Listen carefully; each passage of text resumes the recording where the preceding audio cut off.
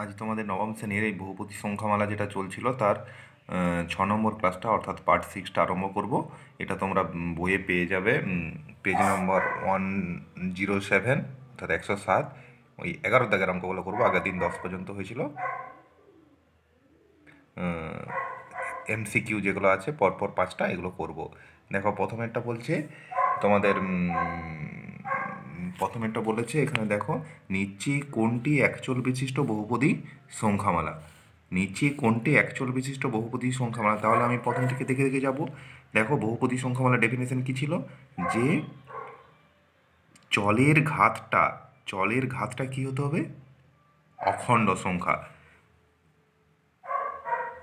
0, 1, 2, 3 ইত্যাদি অখণ্ড বলতে এটা বোঝায়। তাহলে এখানে চলের অখণ্ড ঘাত নয়, তাহলে এটা হচ্ছে না, এটাও হচ্ছে না। এখানে নিচে দেখো এক্সের ঘাত আছে হাফ, এখানেও এক্সের ঘাত হাফ, এটাও হচ্ছে না। এবারে সি এরটা চলে আসি। সি এরটা কী হচ্ছে দেখো, √2 × x²। এখানে দেখো চলের ঘাতটি অখণ্ড আছে। আবার দেখো একচল বিশিষ্ট, তাহলে এখানে এক চল আছে, একটি চল আছে, সেটা হচ্ছে এক্স। কিন্তু এখানে ডি এরটা দেখো চলের ঘাতগুলো অখণ্ড আছে, কিন্তু এখানে কটা চল আছে, একটা দুটা, তাই এটা হচ্ছে না, এটা দুটি চল আছে বলে, তাহলে আমার অ্যান্সার হবে সি। বোঝা গেল? তাহলে বহুপদী সংখ্যামালা আছে দুটি, একটা হচ্ছে সি, একটা ডি, কিন্তু সি এরটা হচ্ছে এক চল আছে। তোমার এখানে কোশ্চেনে বলছে এক চল বিশিষ্ট, কিন্তু ডি এরটা আছে দ্বিচল বিশিষ্ট, তাই বাদ হয়ে গেল। এবারে দুয়েরটা আসি। দুয়েরটা দেখো কী বলেছে, রোমান দুয়েরটা নিচে কোনটি বহুপদী সংখ্যামালা। একই কোশ্চেন, এক্সপ্রেশনটা তো আলাদা আছে। প্রথমটা আছে, এটা আছে x-1, এটা একটা বহুপদী সংখ্যামালা। চলরাশি একটা আছে, এখানে মাত্রা আছে 1, এটা বহুপদী সংখ্যামালা নয়, এটাও নয়, এটাও নয়। এটা ঘাত অখণ্ড নয়, ঘাত অখণ্ড নয়, ঘাত অখণ্ড নয়, তাহলে এটা। এবারে রোমান 3, নিচে কোনটি রৈখিক বহুপদী সংখ্যামালা, অর্থাৎ রৈখিক মানে চলরাশির ঘাত হবে 1 বা লিনিয়ার রৈখিক। চলরাশির সর্বোচ্চ ঘাত কত, 2, চলরাশির সর্বোচ্চ ঘাত 1, চলরাশির সর্বোচ্চ ঘাত 2। এটা বহুপদী সংখ্যামালায় নয়, কারণ এটা অখণ্ড নয়, তাহলে তোমার চলরাশির সর্বোচ্চ ঘাত 1, এটা রৈখিক।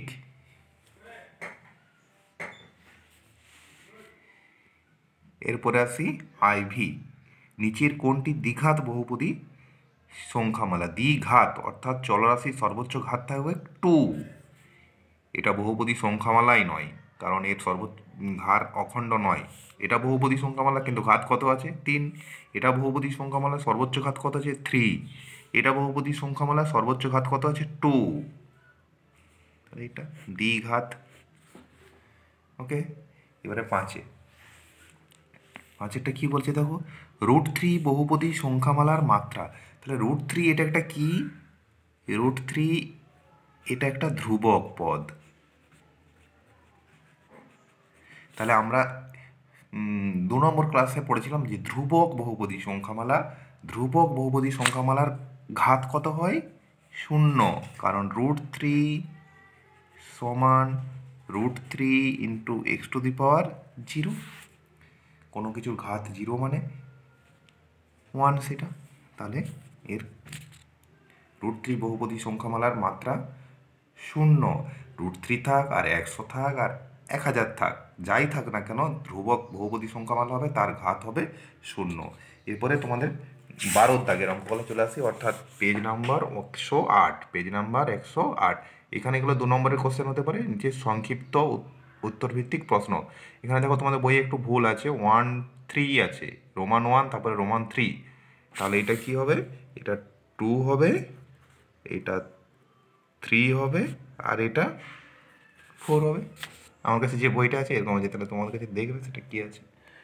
তাহলে এক একটা দেখি, এখানে এক একটা কী বলেছে, 12 দাগের এক একটা, যে px সমান 2x - 3 বহুপদী সংখ্যামালার শূন্য কত হবে লিখি। তাহলে শূন্য বের করতে হলে কী হবে, আমাকে রাইট সাইডটা আমাকে 0 করতে হয়, সেটা করেছি। তাহলে 2x - 3 = 0, বা 2x = 3, বা x = 3/2। অতএব px সমান 2x মাইনাস 3 বহুপদী সংখ্যামালা শূন্য হচ্ছে 3/2। খুব সহজে হয়ে গেল। এবারে 2 এর অঙ্কটায় চলে আসি।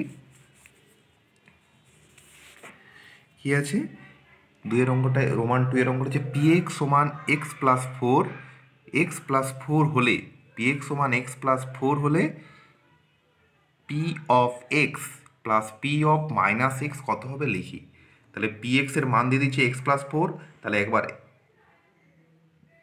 একটা এক্সপ্রেশনের মান দিয়েছে সেটা হচ্ছে px plus p of minus x।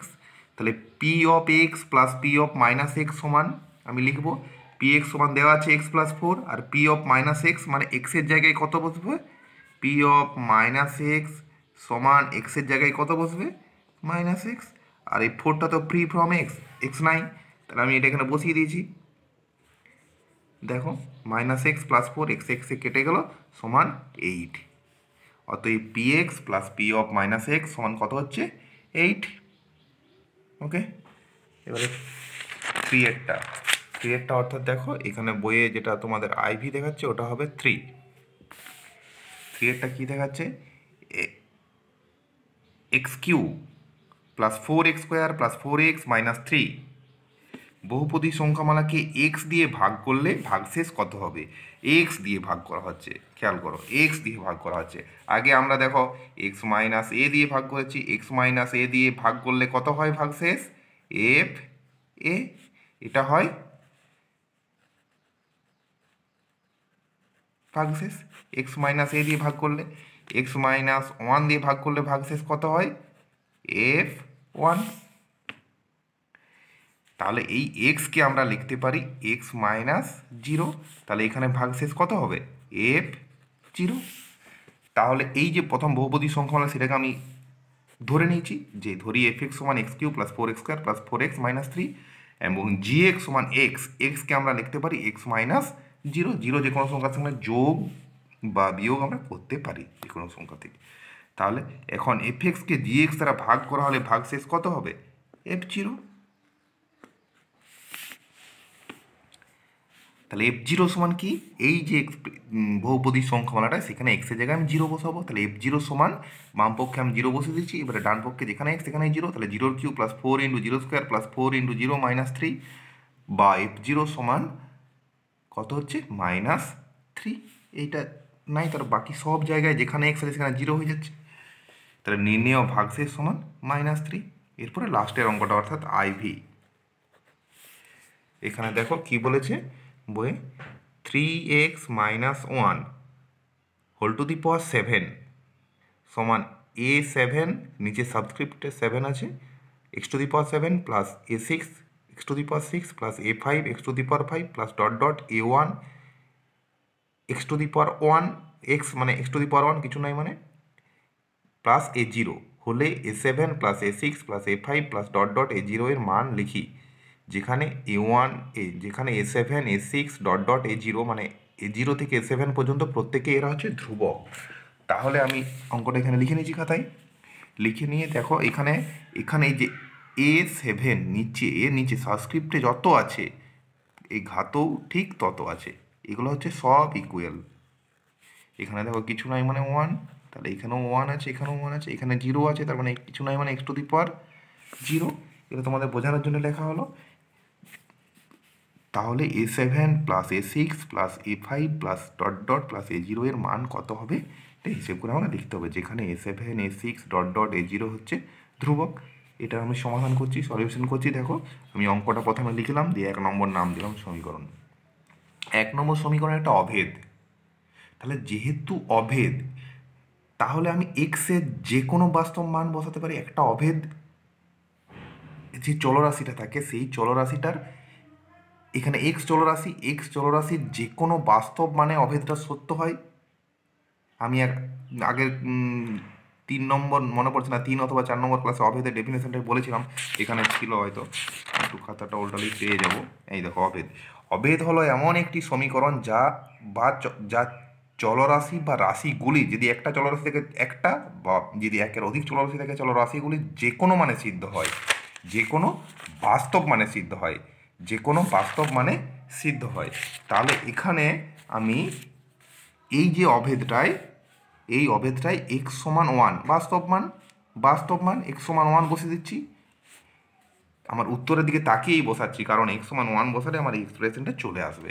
আমার যদি 2 বসানো দরকার হতো 2 বসাতাম, বাস্তব সংখ্যা। যদি মাইনাস বসাতে হতো -1 বসাতে হতো।